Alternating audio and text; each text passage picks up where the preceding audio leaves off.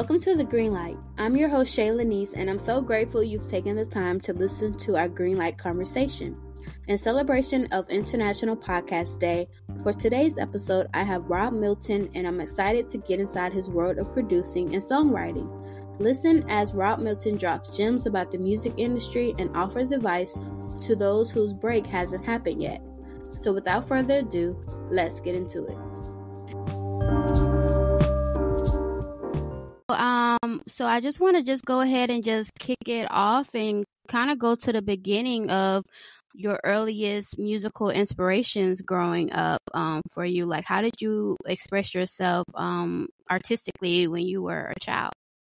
You know, I am a child of a single parent, like a single Black mom in the 90s. And so my musical foundation was very eclectic, because, and also as a church kid, in my household from as early as I can remember was Mary J. Blige, but also Fred Hammond, you know what I mean?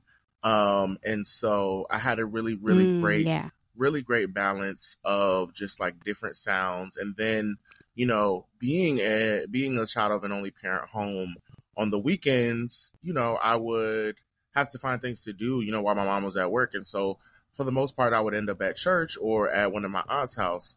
And my aunt, she had like a really, really fantastic, and black as hell vinyl collection. And so I would go to her house and be upstairs listening to her vinyl collection. And she has Parliament Funkadelic and Bootsy Collins and, you know what I mean? Like these major, magical black, not even just musical forces, but just forces, you know what I mean?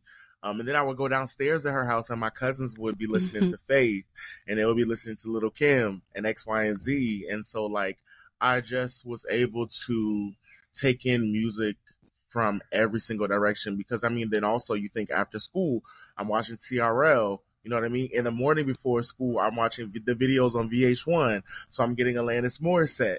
I'm getting Paramore. Yeah. I'm getting No Doubt. And so, my musical taste is pretty much everywhere, but I like to be certain to highlight the fact that my musical foundation is Black music, period. So whether I'm focusing on R&B, whether I'm focusing on gospel, you know what I mean? At the end of the day, it's Black music.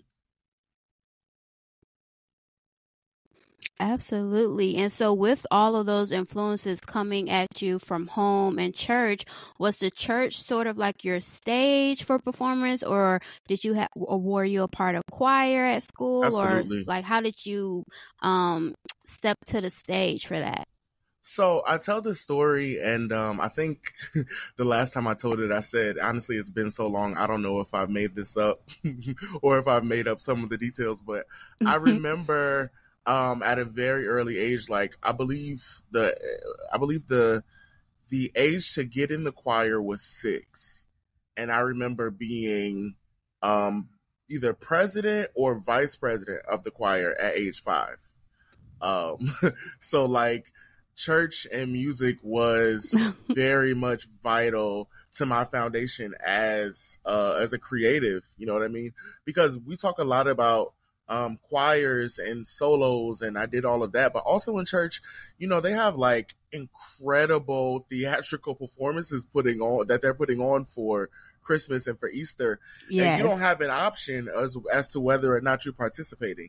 A deacon is going to walk up to you and tell you you Joseph this year, or whoever it is that they've made you be. And you have to perform, and oftentimes multiple shows, we're down to Broadway. So my creative foundation, absolutely a lot of it comes from the church, and even strengthening it. I never saw singing at church as a stage, but it took me to get a bit older to realize oh wow, this is preparing me for something greater. You know what I mean? Because at church, it's very much, oftentimes it can be spontaneous. They can just call you up to do something, or call you up to lead a solo or to lead praise and worship. And you have to just flow through this myriad of songs and sounds and feelings and lead other people to do it. Like that's like musical boot camp. So yeah, my foundation is absolutely that, but also, you know, like things in school. Like I didn't, I wouldn't say that I'm a thespian, but I, you know, I had my time in the theater world. And as a kid, as well as like in college. And I think that just being open to creativity is a lot of what created who I am or how I am. Because I'm just always open to creating. And a lot of times it's to creating new perspectives outside of the ones that we live in because they feel so terrible. You know what I mean? Right. When did you know you wanted to become an artist yourself and not just, you know, stick to what you knew from the different moments you had at church or school or in college? Like, when did you know that this is actually like the profession you want to have? You know, truthfully, I had a lot of struggle with realizing that the things that I like to do were special. Because music and like creativity has always been who I am as a person. And so I just kind of thought that this was the way everyone was. And so like I would get around people and know things or know how to do things and they didn't. And then I would be confused, like, wait, I thought I thought everybody did this. And so it really took me a long time to realize like, oh, this is different. And I got to college. And a friend of mine, her name was Jackie Hammond. She was in the choir with me, but she was kind of quiet, really like reserved into herself. But, you know, I kind of made it my business to speak to everybody. And so I had kind of like built a rapport with a little bit of everybody where like I would call everybody a specific nickname or something like that. And so it was just kind of creating a bond with everybody.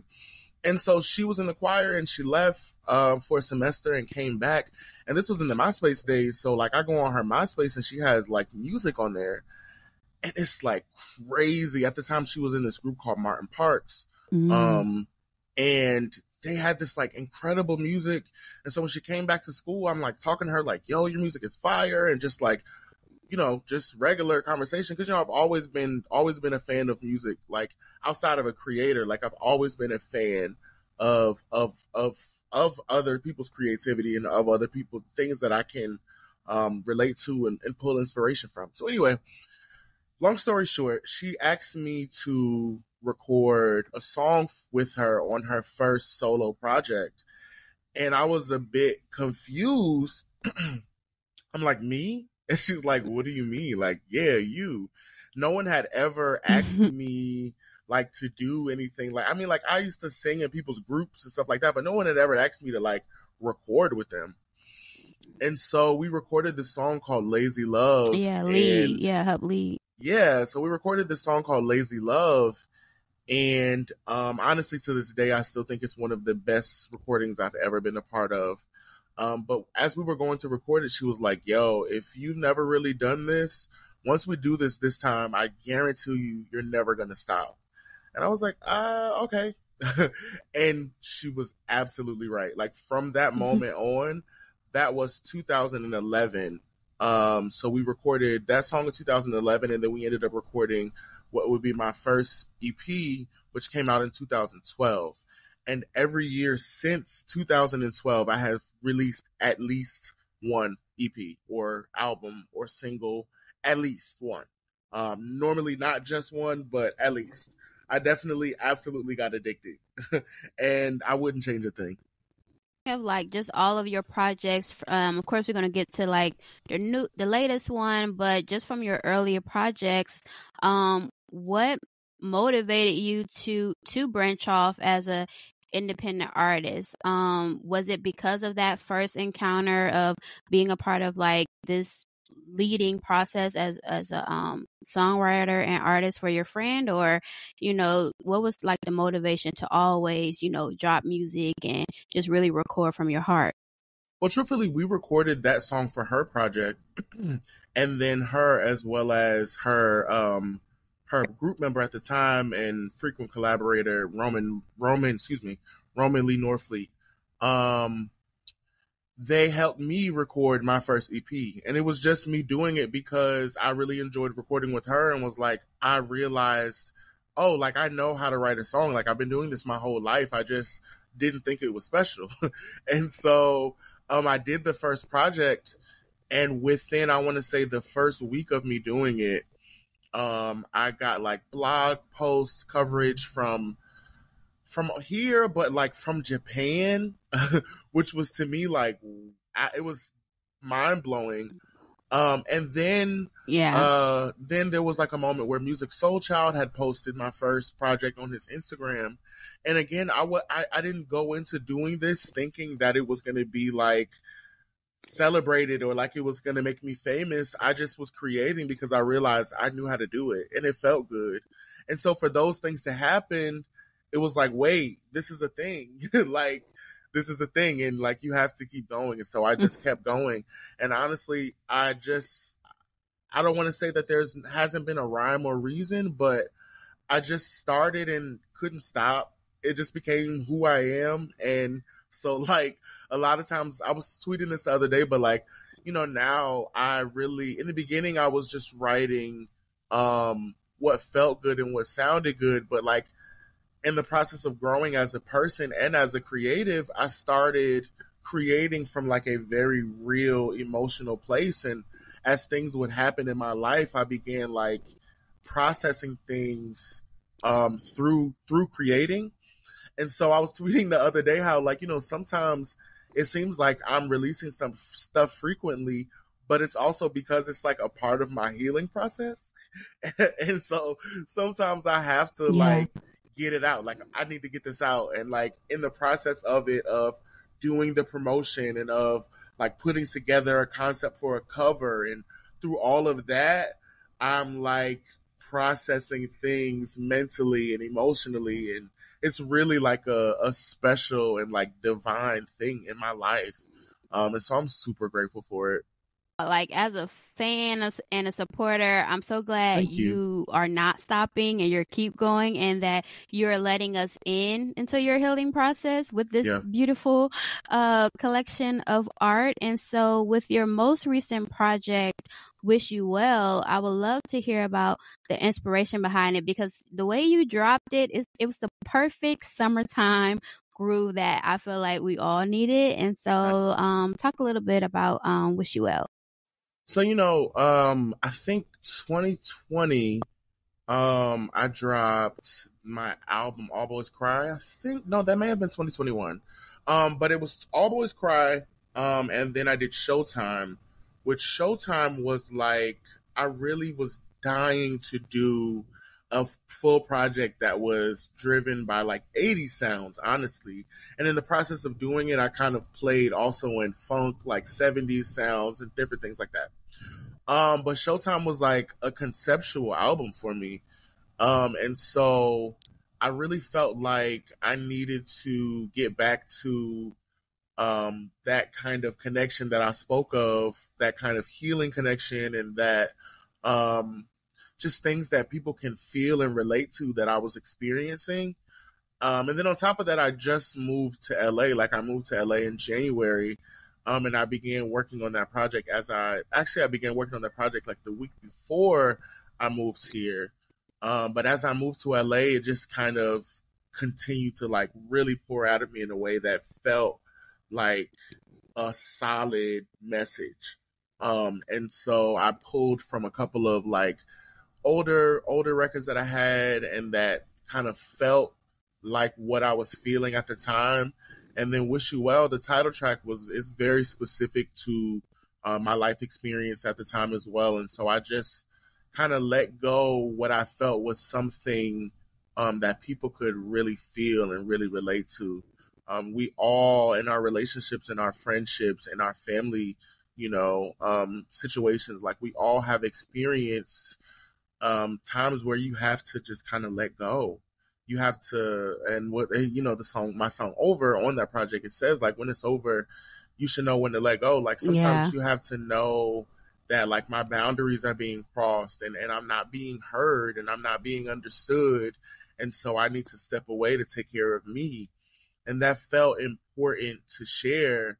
And as I shared it, like so many people were able to say that they related and they felt it and they understood it.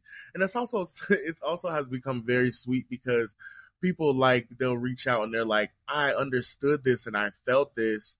And I'm so sorry that you had to experience it speaking to me. And I just, that's just such, excuse me, that's just such the sweetest thing to hear. But also, I think it's important to have music that speaks to these type of feelings, because this is what also drew me to music. Like one of my very first favorite things musically was Mary J. Blige's "What's the 411," which just had an anniversary, and then the My Life album came right after that. And as a young, like 5, 6, 7 year old, I understood it. I don't know how, I don't know why, but I understood like the pain and like and like Yeah. I felt it with her. And so I feel like that's the type of thing that I gave and that I did with Wish You Well. And so I'm proud of that. So you just talked about your move to LA. Do you feel like the atmosphere you're in when you're creating a project also influences your storytelling, or really just like the city is like the background to like, thinking of concepts and thinking of how your EPs or your albums will go? Yeah, sometimes I will say I will say like living in Atlanta, I lived in Atlanta for 5 years, and I absolutely think that Atlanta, my sound changed in Atlanta. I don't think I don't think LA has experienced my sound just yet, but I will say that, and this might sound crazy, but it kind of is saying what you're saying about the backdrop, like the city being the backdrop, but the the sunset here is so beautiful. Like it's like this orange, Yes. sometimes purple, like it's just so like majestic in the trees, and it's just like it inspires me so much. Like it inspires me Mm-hmm. so much, and so I would be writing and like this sounds so dramatic, but like I'll be writing and like looking out the window at this like beautiful sunset, and it just I think it like intensified my emotions. You know what I mean? And so I absolutely believe Oh, I believe that it inspired and influenced it in that way. described as like very 90s music video. Yes, and that's what it feels like. And I also want to add, like with the record Ride on there, that is featuring one of my favorite people in the whole entire world, my baby Danny Cassette. They are on Ride, and it's actually a record that I wrote with Danny, along with my homie Carice, the Grammy Award winning Carice. I'll say Carice, quote unquote, cozy, because that's the record he worked on, as well as with Charles Emmanuel. And that, I will say, like, that was kind of like my community here in LA, kind of my community foundation, inspiring and influencing the record, because we wrote that together, the four of us. And yeah, it was really really like it was like it was like a welcome, like a really warm welcome to LA, to just like sit in a room with my homies and my friends, and write this song. So speaking of like writing and just like collaborating with others, what brings you the most joy about the actual recording process?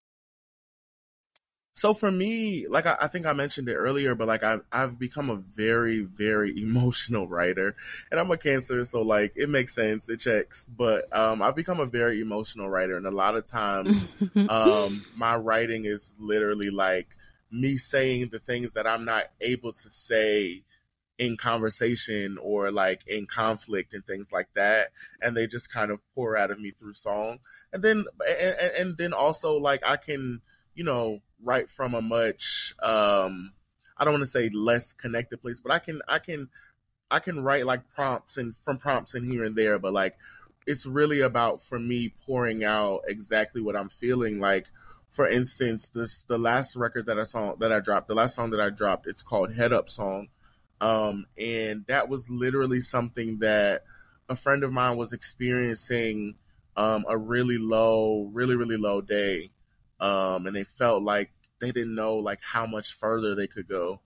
And so for me, I wanted to like really like talk to them and encourage them, but I didn't want to feel like I was being overbearing. You know what I mean? Like when you know someone's down and you like want to reach out and like, hey, are you okay?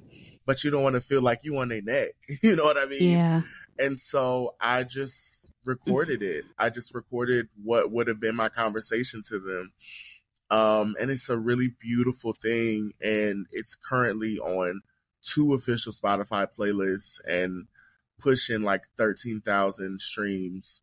So it's a really beautiful thing to be able to like share something like that and it like reach other people when they need it to reach them. And that's what's most special for me is just being able to like just breathe into the microphone, like just breathe the feelings and the emotions and the like the rawness of who I am and like the vulnerability to be able to just breathe that into this like little computer box and make it something that's really special.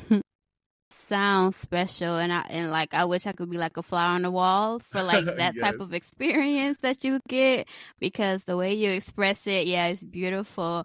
You just spoke about like the official Spotify playlist that you're a part of, but another career highlight of yours is having your song featured on HBO's Insecure. That Yes. was just a total surprise when that episode came, and just the Yeah. whole, like, for it to be a part of like that particular season is dope. But can you talk about the process of song placements for TV? Yeah, so first of all, that was that was a really, really special moment. And since then, like, this season of Run the World, they also used my song Showtime. The show is Run the World on Stars, and it is written by the very same person who brought us Living Single, which everybody knows Living Single is like my favorite show ever. But yeah, hold on, what is her name? Oh, yes, Yvette Lee Bowser. Yvette Lee Bowser is her show. So it was really special to be on that too. But Insecure was special for me because I had been following Issa and watching Awkward Black Girl. Like that's how back it went for me. Even I think it was called Dorm Diaries. She had a show before that. But Awkward Black Girl like really connected with me because I'm not an awkward black girl, but at the time I Mm-hmm. felt like I was awkward and black, and sometimes I still do. But I just related so much to the show, and it would be like little things like when she was walking in the hallway, and her and her coworker was walking in the hallway, and they both were like being super awkward, and they were like, "Hey, you're awkward. You're just like me," and they became best friends. Like that's literally my life, and so I related to it so much. And so I went to the season 2 premiere of Awkward Black Girl when Issa had connected with Pharrell, and literally got all the way to the door at Magic Johnson Theater, like to the door of where the screening was, and it was full. Like it was at capacity. Like the people right before me made it capacity. But Issa was so cool. She came out and she like chopped it up with us because she knew we couldn't make it in. And I thought that was really special. And I talked to her, and it was actually right after I released my first project. And so I'm like, hey, like, I have this song that I think you would really love for your show.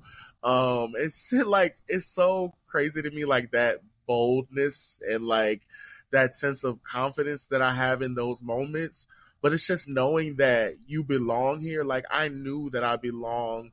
I knew that my music belonged on something that she was doing. I knew it from the moment, and it wasn't like it just, as people say, like you got to be delusional. Like I've always been very like Disney bright eyed and like believing that like I can make things happen, and I think that that is why I make things happen.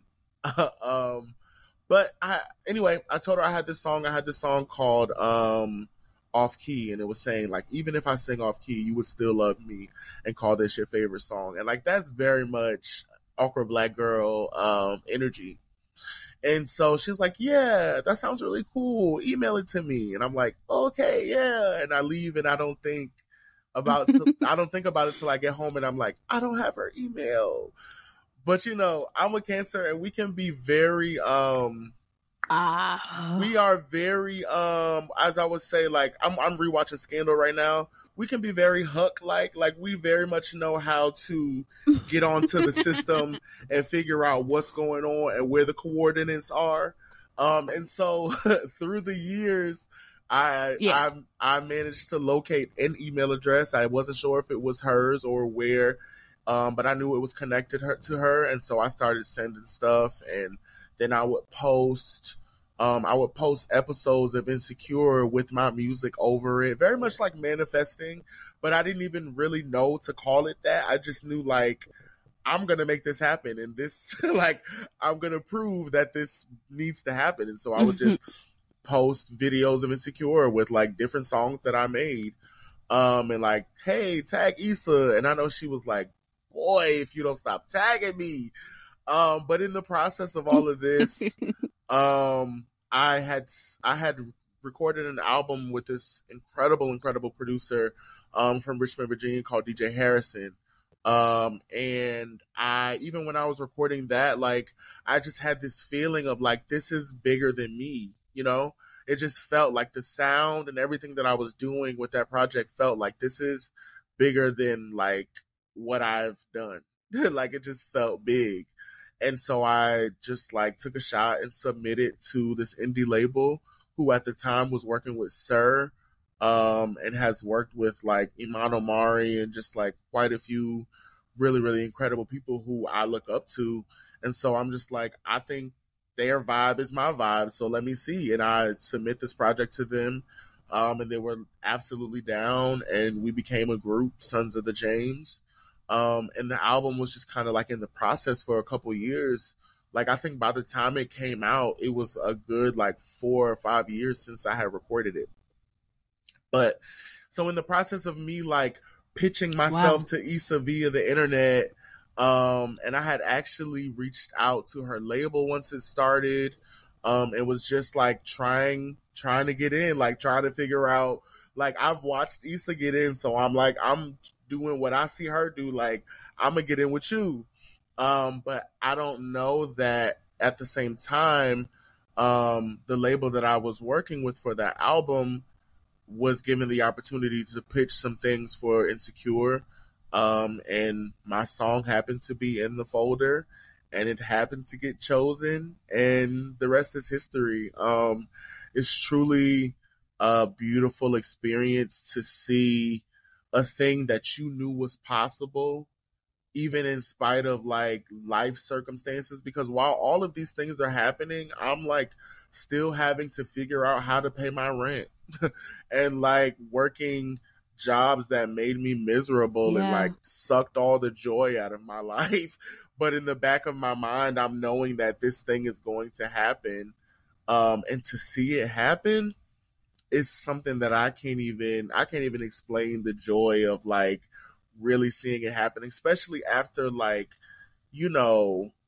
having to do self-work, because a lot of times in the process of it happening, like in the process of getting a placement, it's not an automatic thing.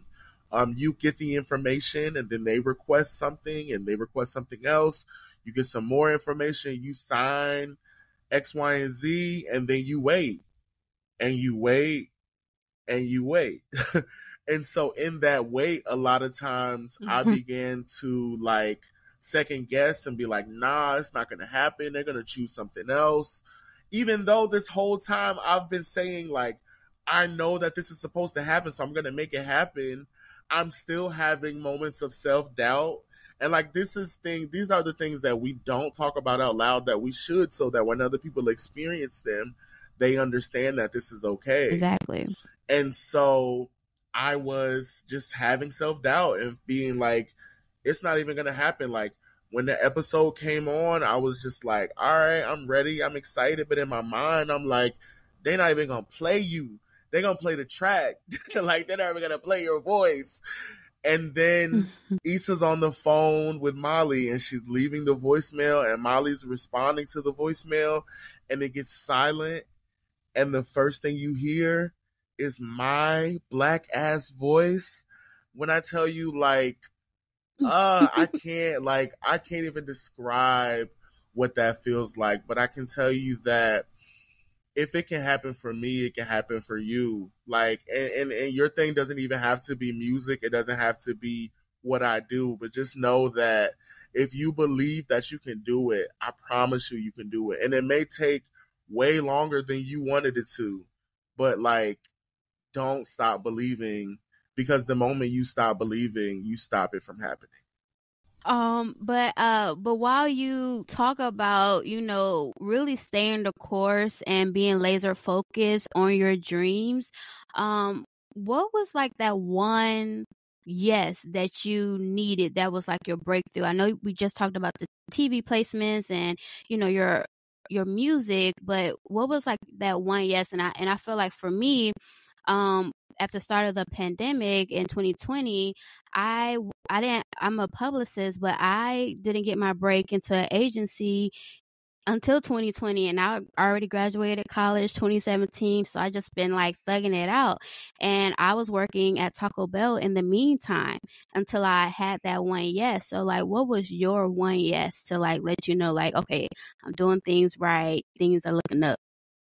I have to be honest, every yes is that for me. I I don't want to. I'm very. It's giving what Whitney Houston, Destiny's Child. I'm a survivor. Like, I really have been thugging it out and making it look. Yeah. I've been thugging it out and making it look like this is fantastic, and it is fantastic. But baby, it's the journey, like Tisha Campbell said. Like, every yes is the thing that keeps me going to the next yes. Mm-hmm. Every single one. So like, Ooh. yeah, I want to say 2021, a record that, oh yeah, was it 2021, 2022? We're in 2023 now. Everything after COVID is 1 year. Yeah. Either way, Monica released a single featuring Ty Dolla $ign called Friends. And it went to multiple Billboard charts, and quite a few million streams. And it is a great, great thing because it's a song that I wrote with my group member Crayon for my group Cousin. And that absolutely was a yes that like took me to the next level. But it was also, I think a lot of times these yeses are really like confirmation, because I knew that I had a gift worthy of this thing. But it really takes other people to believe it and to confirm it in order for you to be able to keep moving. And so Monica hearing a song that I wrote and loving it so much that she absolutely positively had to record it for her album is like, I don't know if I have a word for like that, what that feels like as a songwriter. That level of validation, like as a 90s R&B head, like as a Rodney Jerkins Darkchild fan, as a Missy Elliott fan, as I know people like to put them against each other, but Brandy and Monica are tied together. And as a Brandy and Monica fan, to be able to do that, man, like I can do anything. Like, I'm 100% positive at this point that I can do anything. For sure. Because Issa said so, because Yvette Lee Bowser said so, because Monica and Ty Dolla $ign said so, but also because I said so, because I believed it a long time ago, but I was waiting for other people to believe it. And I think you get caught up in that. Like, you get caught up in trying to get other people to give you this validation or this respect for your thing. But at the end of the day, I feel like my aha moment was when I realized this is who I am and this is what I'm going to be doing, regardless of who's watching, regardless of who's deciding that they agree that I'm good at it or not. I know that I am. I know that this is who I am. And so I have no other choice but to be that. And I think the moments that I really connected to that and understood that are the moments where things like where my next levels really come, because then I get so caught up in just like creating and being who I am as a creative that when these things are happening, like my album All Boys Cry, an album that I put together on my own and then with the help of Dana Johnson, who is my like producer and mix and master engineer and like my mentor. We put together this album called All Boys Cry, which was kind of like, it was kind of like an emotional letter, but then it was also kind of like an ode to my like younger self, as a black fat queer kid, you know what I mean? And anyway, like that album was in the top 10 on iTunes, something that I put out on my own, no label, no manager, no machine behind me, but like just the people actually believing in it and believing in me. And those are the moments that are things that happen when I believe that they can happen, when I believe like, yo, this is who you are, like do what you do. You know what I mean? And so I'm so grateful for that awakening and for that understanding.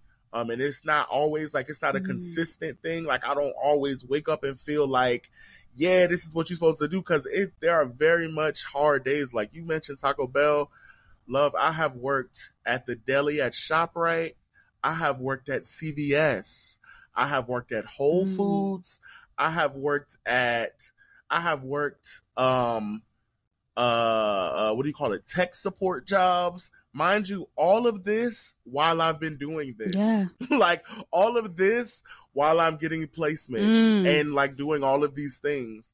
I have been like really making it work. You know what I mean? But also continuing to invest in my dream because I know that this is the thing that I'm supposed to be doing.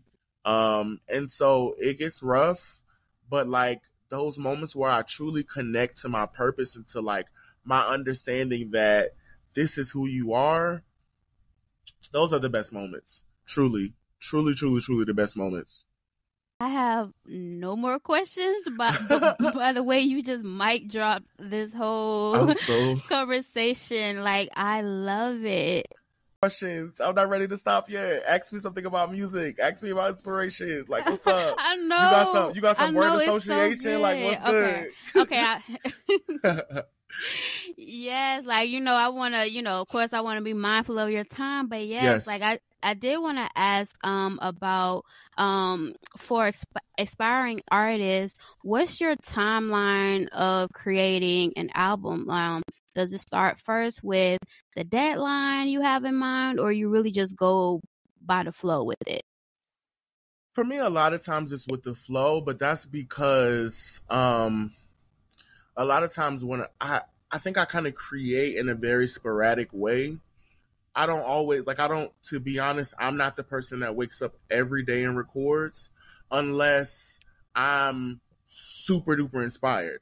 So like All Boys Cry, for instance, I woke up one day and recorded one song.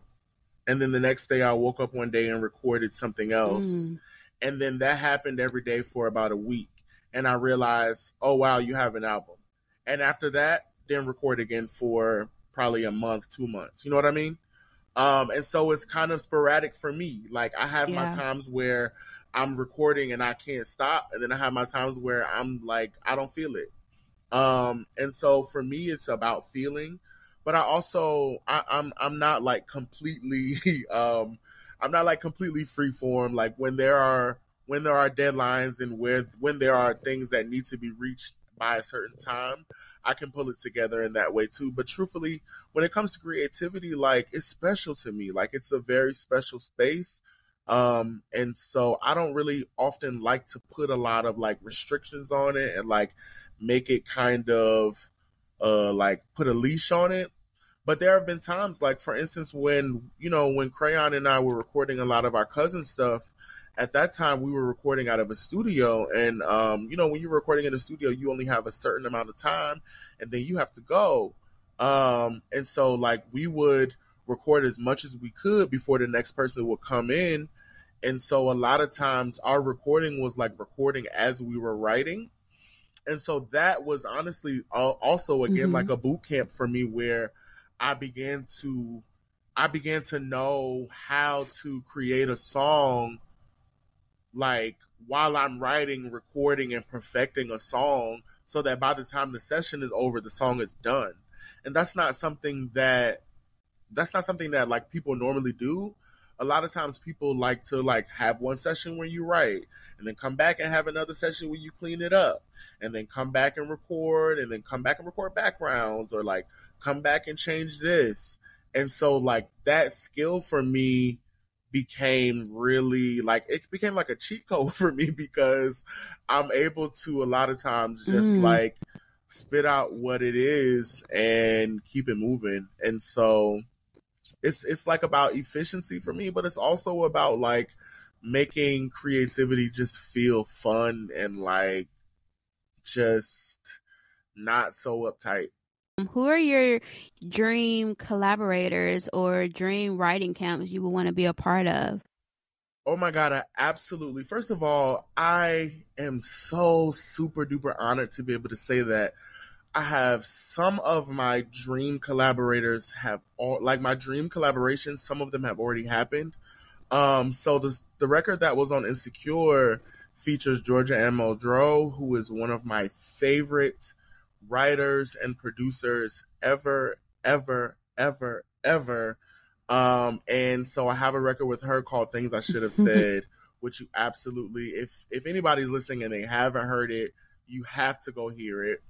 And then on All Boys Cry, I have a record called End, which is featuring one of, if not the greatest male vocalist I've ever heard in my life, by the name of B. Slade.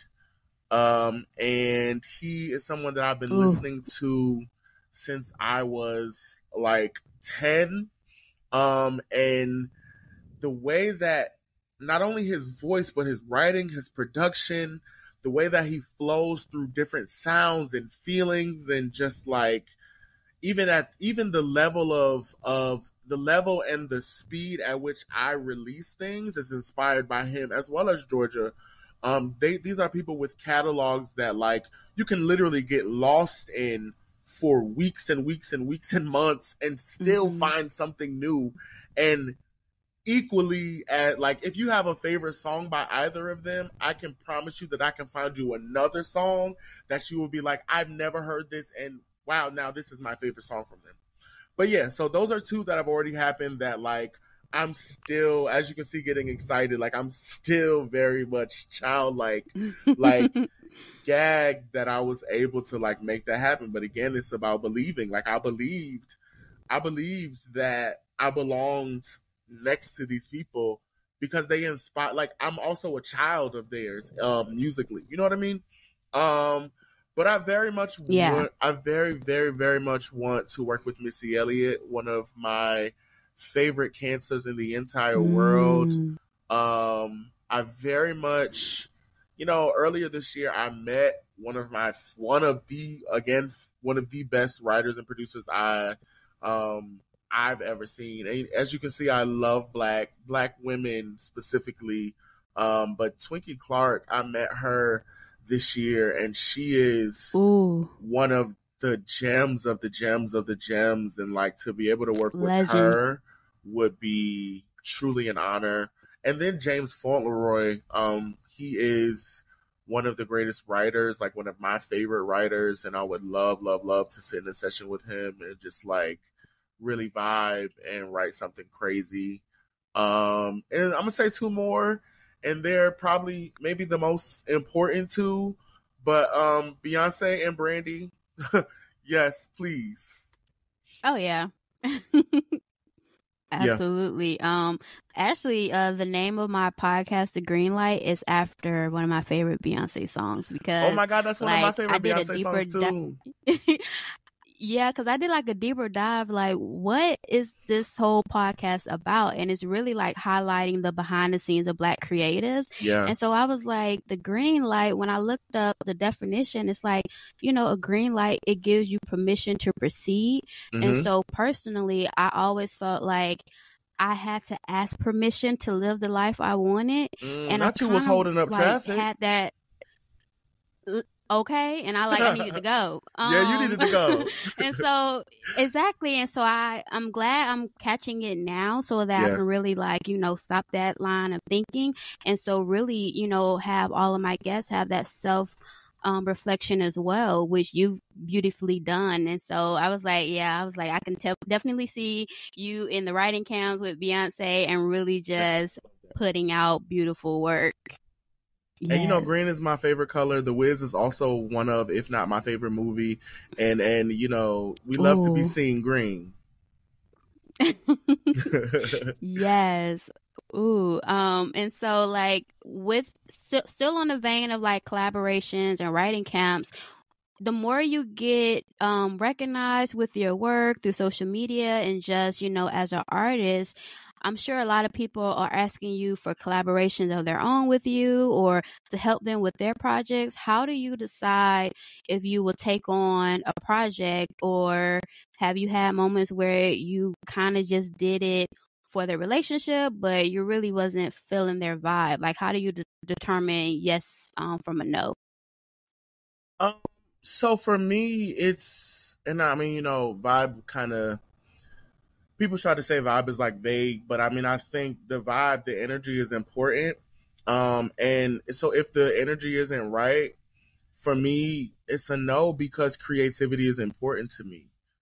I guess I'm just trying to say I've had moments where there were people that I really wanted to work with, and they sent me things to work on that just weren't fitting to me, or like they weren't fitting to who I was at the time, or you know what I mean. The message just wasn't like something that I was into. And so I had to be like, hey, is there another song that you have? And like, I don't think there's anything wrong um with standing up for yourself in that way, even if you want to consider it that. Like, I don't think there's anything wrong with speaking up, because once you record something, my love, and somebody else has it, you cannot get it removed. Like, you can't call down to the iTunes people and take it down. So like, I'm very aware of like when it comes to collaborations, and a lot of times my collaborations happen in my own space, so I don't really have to worry about that. Yeah. But I do think it's important to like to be aware of what you're connected to. You know what I mean? And nobody wants to do a song that they don't really like, and then it exists forever. And like, you know what I'm saying? I meet Beyonce and I tell Beyonce to go look my music up or something. And now this song I did with Ray Ray is the first one that comes up. Like, I'm not, we're not doing that. And so I kind of want to go back a little bit to the beginning part of our conversation where you shared about, your love of uh, church and the gospel influence of your sound and your music. You just mentioned Twinkie Clark, but who are your other like gospel faves that has really, impacted your sound? So I mentioned B Slade, but he formerly was the artist Tone, who was a gospel artist, and absolutely a big gospel influence for me. But Kirk Franklin and his production and the way that he uses samples, like his older albums really formed a lot, again, were a great part of what formed me musically. So many though, like commissioned, BB and CC, you know. I literally could go on, like even down to the Shirley Caesars and down to the Five Blind Boys of Alabama, the Soul Seekers, Mary Mary, Warren Campbell, like, Onicha, who is now singing with Lizzo, which is beautiful to see. Like, there are so many. So like, gospel is like, it's filled with people who could, like, people with so much talent that, like, if they really got the biggest spotlight, they could literally like blow the roof off of this planet. Like, and that sounds crazy, but like, I've seen, Yeah.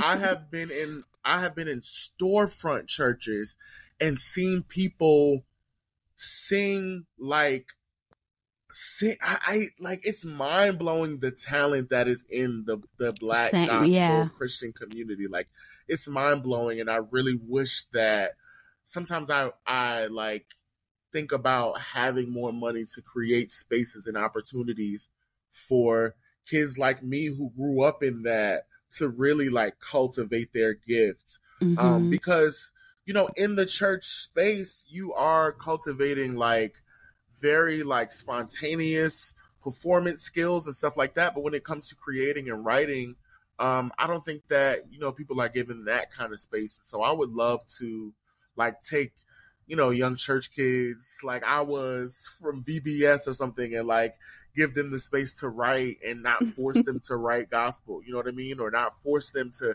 make it sound like praise and worship, but like just give them the space to be creative. Man, we could change the world. I want to be mindful of your time, but Yes, I absolutely. do want to leave like this fun question to kind Okay, of wrap I it love up, fun. wrap it up, and kind of tie it all together. Yes. So I asked every guest to list 2 songs that best represent their personality for my playlist. But in your case, because you're an artist and we love a shameless plug, if people haven't listened to your music yet, what are 2 songs of yours that you would introduce them to? Okay, I want to cheat and I want to do both. Is that okay? Please. Okay, great. So first and foremost, I'm going to do the 2 songs that represent my personality. One, I'm going to say Twinkie Clark, Awake O Zion. 2, I'm going to say I Found Love by Tone. And a bonus, Don't Kill Me, Optimistic by Sounds of Blackness. Thank you for coming to my TED Talk. Ooh, amazing. Listen, that's going to carry us through. Okay? And so now for me, for my personal, if you have never heard a Rob Milton song, you're going to either go listen to End featuring B. Slade or Comfortable. Those are my 2. Now I'm also in 2 groups, so I'm going to cheat again and say Sons of the James, Things I Should Have Said featuring Georgia M. Muldrow, and Friends by Cousin. Ooh, yeah. This whole mini EP you gave me is all going to make the playlist. It's going down. Thank you. Yeah. Yes, but I just want to say thank you so much, Rob, not only for your time, but for you to grace us with your story and your journey. It's only the beginning, and I'm just so grateful that, for my first season of my podcast, you were one of the top guests that I wanted to have, and we made it happen, and I'm so grateful. So thank you so much. And I have to say, I'm so glad to be here, and I thank you for creating a space for people to tell their story and to be able to promote their work and just like feel at home. Like, this really felt like I was home and given a space to just be myself, and it felt like a hug. So I say thank you. And also, thank you. I tell you to keep believing in you and believing in your dream, and know that whatever you have dreamed, you can absolutely do, as long as you keep believing that you can do it. Oh, thank you so much. Like you thank you for pouring into me. Absolutely. Thank you. Thank you.